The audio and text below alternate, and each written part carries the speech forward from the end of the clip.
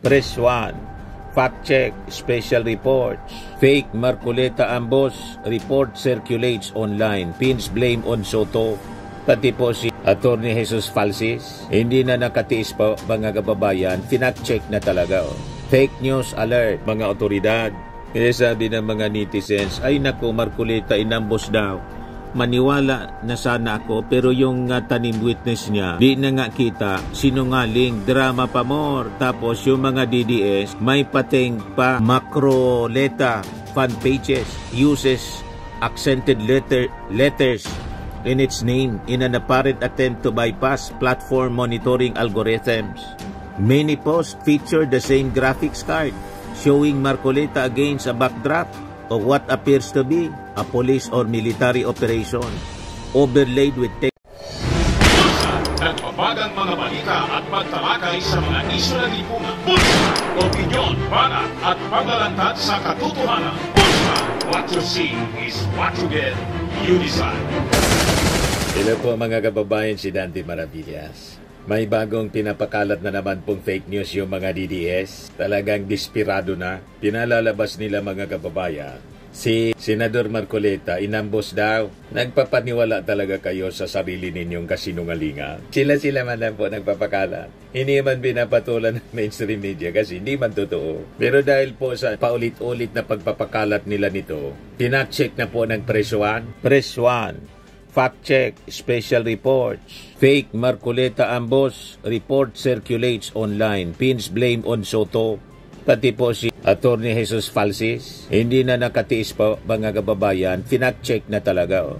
Fake news alert. 1 week na pala na nagbe-fester o maalingasaw yung fake news na inambush daw si Marcoleta. At ang fake news mastermind ay si SP Tito Soto daw. Ganyan sila katindi mga kababayan. Para pagtakpan yung kwento mga kababayan tungkol sa surprise witness po ni Marcoleta na hinahanap na po kung nasa na ngayon. Lalo't babalik mga kababayan si Ting Lacson bilang chairman committee ng Blue Ribbon. At ang sabi, ipapatawag si Gutesa para linawin yung kanyang malabong affidavit na ang notaryo mga kababayan, peking abogado, ay totoo yung abogado. Kailang peke yung notaryo kasi hindi man daw siya yung nagnotaryo. Talagang tama yung mga kasabihan po. Ang taong nagigipit, hindi sa patalim kumakapit, kundi sa fake news na ngayon kumakapit. Maraming nag-share nito sa akin po, sa messenger ko. Dapat managot ang gumawa nito kay Senator Marcoleta. Video sa pag-ambos kay Marcoleta, hawak na ng mga otoridad. Kaya sabi ng mga netizens, ay naku, Marcoleta inambos daw. Maniwala na sana ako, pero yung tanim witness niya, di na nga kita, sinungaling, drama pa more. Tapos yung mga DDS, may pating pa, kaya buhay daw umiyak didilis niyan. Iyakan at galit ang mga didilis. Wala na silang mauto po. Sabi ni Amancio Ponferrada, naku, drama yan ni Marcoleta. Yak, kapal mo. Sabi ni Francis de Mesa, drama pa more. Sabi ni JJ, palabas lang nila yan, kunwari nambos, pero pakana yan ni Marcoleta. Ang kita na ninyo. Wala na silang mauto. Kung ano-ano na lang ginagawa. Sabi dito sa report ng Press 1, a coordinated wave of fake breaking news reports is spreading false claims that Senator Rodante Marcoleta was ambushed in an attack allegedly orchestrated by Senate President Vicente Tito Soto III, adding to the swirl of disinformation amid ongoing Senate rips. Ang nagkapagtataka, 1 week na po ito. Hindi ko man pinapansin, ang dami nagsishare sa akin, hoping na itatapik natin. Ngayon, ang nakapagtataka, walang reaksyon si Senator Marcoleta. Timing siya. Ay pinapakalat na inambos siya. Anong ibig sabihin nun? Bakit siya tatiming? Di ba ang dapat na natural reaction ng tao? Pag biktima ka ng fake news, lalot ang kwento, inambos, immediately magre-react ka. Sasabihin mo, mga kababayan, may gumakalat na fake news na inambos daw ako. Hindi po totoo. Di ba dapat ganun ang reaction ni Senator Marcoleta? 1 week nang gumakalat. Hanggat pinacheck na ng presyuan, wala pa siyang reaksyon. Talagang kaduda-duda, mga kababayan. Kaya sabi dito, why it matters, this latest wave of news cycle disinformation shows how operators capitalize on political controversies to post false narratives and dominate online attention. Such tactics not only mislead the public but also blur the line between legitimate political developments and manufactured crises.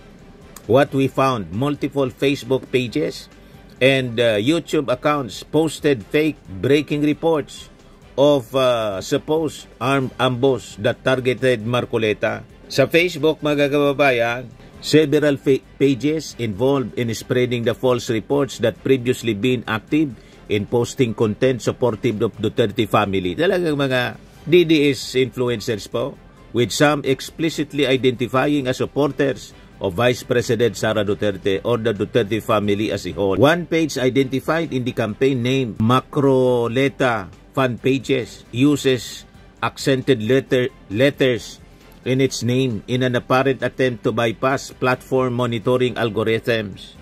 Many posts feature the same graphics card showing Marcoleta against a backdrop of what appears to be a police or military operation, overlaid with text claiming video sa pag-ambush kay Marcoleta hawak na ng otoridad. Clicking the link embedded in this post redirects users not to a news source but to an online shopping page for a Korean branded biscuit. Ang hilig nila mga kababayan sa pagpakalat ng fake news. Yan si Gam TV, marami ring nanonood, 22,000 views 8 days ago. Soto, pinaambos si Marcoleta, kuwang-kuha sa CCTV. Imagine that. Siniraan si Tito Soto, yung Senate President mga kababayan, ginawang mastermind sa fake ambush. Kita ninyo kung gaano katindi mga kababayan sila magpakalat ng fake news. Sabi ko sa inyo, pag ang balita po galing sa mga DDS influencers, wag na kayong maniwala. Kasi yung idol nila mismo, si Digong, pati si Sara, mahilig sa fake news. Adik sa fake news po. Lahat ng mga pinagsasabi po, hindi man totoo. Lahat paninira po. Mismong inamin po ni Sara, lahat daw gagawin niya, wala siyang paki. Siraan lang si PBBM. Ito, sabi niya, mga kababayan, pakinggan ninyo. Ayaw ko na bumaba sa action na ito forever. Kaya sirain ko kayo lahat. Wala akong pakialam kung totoo man o hindi ang paninira ko sa inyo. Basta lang masira kayo. Ayaw ko na bumaba sa action na ito forever. Di ba, mga kababayan? Mula mismo sa kanyang bibig. Kaya yung mga followers niya, mga DDS influencers, sinusundan kung ano yung pag-ugali ng kanilang leader. Huwag na kayong magtaka kung bakit ganito yung mga DDS influencers. Yan mga pinakakalat nila. Mga gawa-gawa lang po. Breaking news daw. Boses ng masa, 20,000 views. Huli na, Soto mastermind sa pag-ambos kay Marcoleta. Ebidensya sa poll sa CCTV. Mapapaklik ka talaga. Ang tawag dyan, clickbait. Sinisiraan mga kababayan si Tito Sen. Lahat yan gawa-gawa nila. So on YouTube, multiple channels echo the same false narrative using slideshow-style videos of Marcoleta photos. Press 1PH found that these videos spend only the first few minutes on the false report before replacing clips from previously flagged channel that had fabricated debate wins to boost Marcoleta's image. Despite claims that authorities possess video evidence of the supposed ambush, none of the posts provide any actual footage or verifiable sources. So ano yung totoo? Walang credible news outlets or official sources have reported any ambush involving Marcoleta. Neither the Philippine National Police nor the Public Information Bureau of the Senate has reported any such incident. Marcoleta himself denied that the claim in a post on his verified Facebook page urging the public to report accounts that spread disinformation. Ay nag-react na din pala mga kababayan si Marcoleta. So, correction na natin yung una kong sinabi kanina. Ang isang responsible journalist, pag halimbawa may bago ng developments, nag-update po tulad natin. Nakita natin may bago ng development, nag-react na pala si Marcoleta. Sinasabi natin na kahit si Marcoleta nag-deny. Pero ang dapat na i-deny mga kababayan ni Marcoleta, para maniwala tayo, yung affidavit po ni Gutesa na hindi man totoo. Kasi kitang-kita po, kino-coach niya. Yun ang dapat i-confirm niya na yung iniharap niya na surprise witness, hindi po hindi ka panipaniwala. hindi credible. At lamang sa malamang, mga kababayan, yung tinatawag na witness for hire. Tama ba? Nagdala daw kaya Orly Gutesa, si Mike Defensor na may masamang reputasyon. Kasi si Mike Defensor, mga kababayan, matagal nang nasangkot sa a witness for hire noong panahon ni Ador Mawanay na nag-akusa kay Ping Lacson. So, sa pagbabalik, mga kababayan, ni Ping Lacson bilang chairman ng Senate Committee, Blue Ribbon Committee, malamang ito na po yung katapusan ng Gutesa script na mas familiar pa, mga kababayan, si Marcoleta sa affidavit ni Gutesa kaysa sa mismong nag-execute ng affidavit na si Orly Gutesa. Di ano yan, Mr. Maravillas, ang tingin mo? Umarap kaya sa Senado si Gutesa? Kasi iimbitahin uli ni Ping Lacson. Pag hindi siya umarap, mga kababayan, sa Senate hearing, confirmed na po, mga kababayan, na witness for hire siya. Di ba? At ang dapat na may interes na iharap, hindi lang po si Ping Lacson, kundi lalo na, mga kababayan, dapat si Marcoleta. Siya yung nagdala sa nagharap sa Senado ng dinalang witness ni Mike Defensor. At doon pa lang po sa unang appearance niya sa Senado, kaduda-duda na. Walang vetting po Hindi sinailalim sa vetting si Gutesa. At pagkatapos na lumabas siya sa hearing, hindi na po nagpakita si Gutesa kahit sa imbitasyon ng DOJ. Kaya kahit si Remulla duda, sabi ni Remulla, yung mga payagan niya ni Gutesa medyo malabo. Yan pakinggan natin yung interview kay Boying Remulla. In the midst of the ongoing flood control project anomaly na napakabigat. And nung nagsimula ito, Ombudsman, ang focus ng lahat ay yung House Speaker kasi yung si Congressman Zaldico, Chair of the Appropriations Committee, appointee niya, sabihin na natin. Siya pumili nun?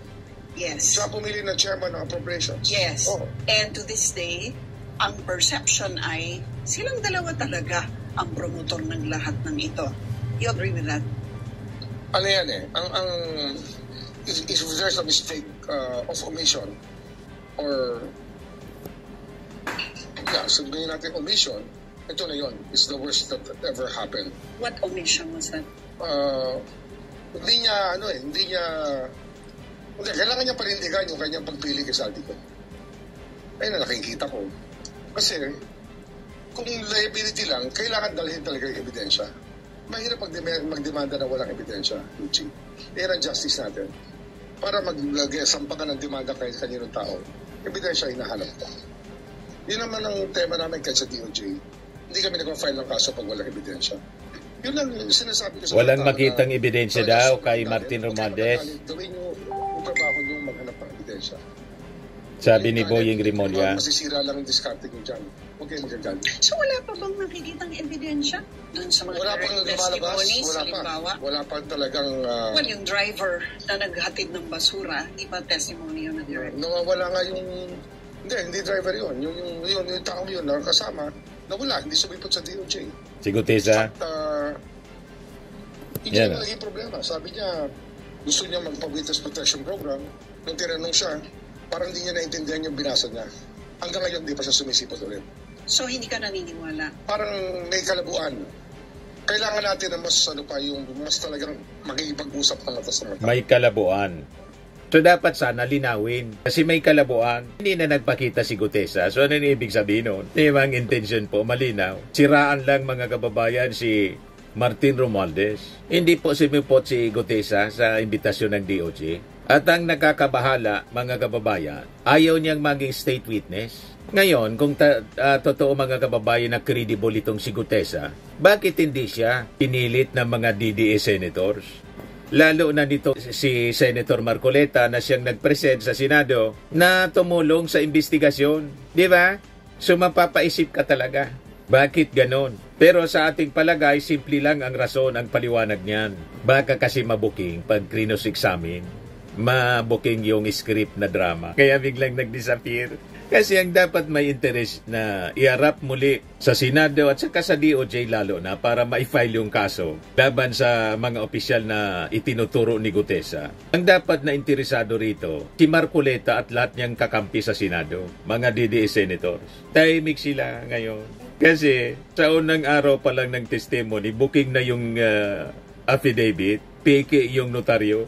Kaya po, halimbawang tuluyan ang mawala, di na magpakita si Gutesa o may masamang mangyari, walang ibang dapat nasisihin dito, kundi yung mga nagdala, nag-coach, at gumamit sa kanya kay Gutesa na maging witness. Tama po? Hindi yung ang tinuturo si Tito Sen. Ano man interest ni Tito Sen doon?